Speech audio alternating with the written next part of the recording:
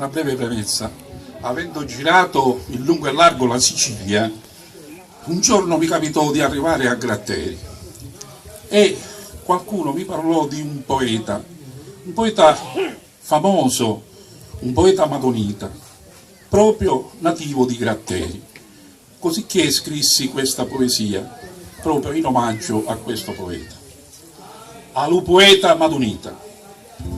Girando sta terra davanti e darreri, in mezzo alle montagne madonite, gunciai avuto lo paese di Gratteri, cusciati vecchi e chiazzi abbelliti. Avean diso parlare d'un poeta famoso e domannai di Peppi Canci battaglia, uomo di spicco e puro coraggioso, di profonda cultura e poeta di vaglia. Editore, scrittore, siciliano di tante poesie, uno dei più grandi poeti dialettali, indiso di tutti come poeta di Madonie.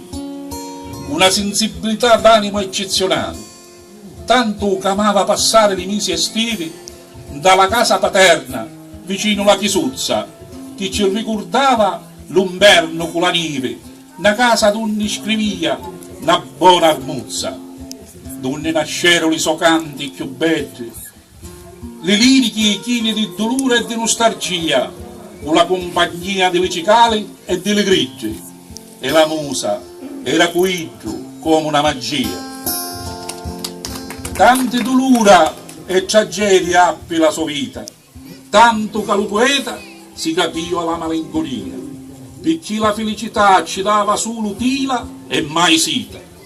L'amarizza della vita dirà forte la poesia, e disse che lo suo dolore fu come un castigo, ma la sofferenza lo fece gran maestro di vita, e la sua gran sensibilità si legge in da ogni rigo, e della città ritornà allo paese madonita.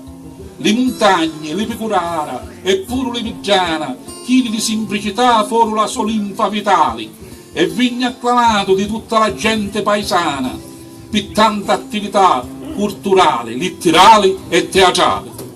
Amico di Ignazio Buttetta, poeta dialettale, un gran poeta che cantò l'antica Gratteri, pieno di incarichi e riconoscimenti nazionali, parlava di stu paese e le paesana e forestieri.